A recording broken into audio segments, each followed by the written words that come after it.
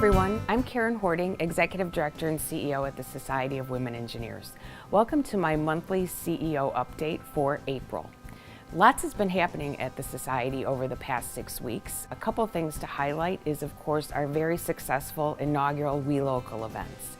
So far, we've hosted 3 of the events in Pittsburgh, San Jose, and Pune, India.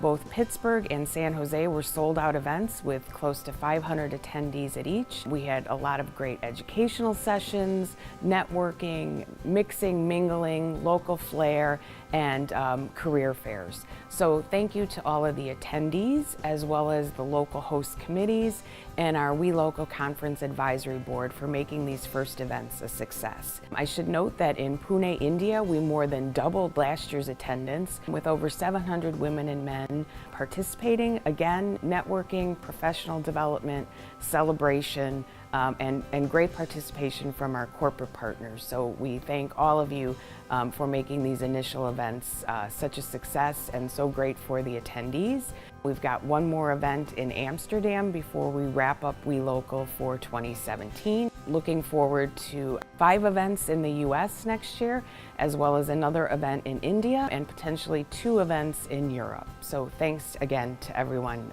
for such a great year this year. We also hosted a branding webinar this week where we talked about proper use of the SWE brand, how to incorporate the SWE brand into the local marketing that you're doing.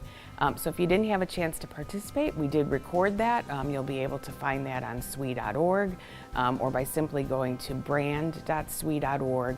You can see the brand guidelines. You can also reach out to marketing and they would be happy to help. We'll also be doing a session at We 17 about proper use of the brand, and so if there's something you're working on and you want to incorporate that local feel to the SWE brand and the SWE logo, please make a note to come to that session and you'll be able to get some face-to-face hands-on help with that work. We also, in March, released our first digital-only version of SWE magazine that was focused on research. I'm holding a copy here of the version that's available as a print for purchase through Amazon. Not only did it have some information about our original research that we've been doing at SWE, it also featured our annual literature review. So I encourage you to take a look either at the online version on our app or to consider purchasing a copy like the one I'm holding here. What else is coming up in the next couple of months? We'll be releasing a white paper on our very successful STEM reentry program, a program we've got going with a number of different employers that bring women back into the workforce after they've been out anywhere from 2 to 20 years.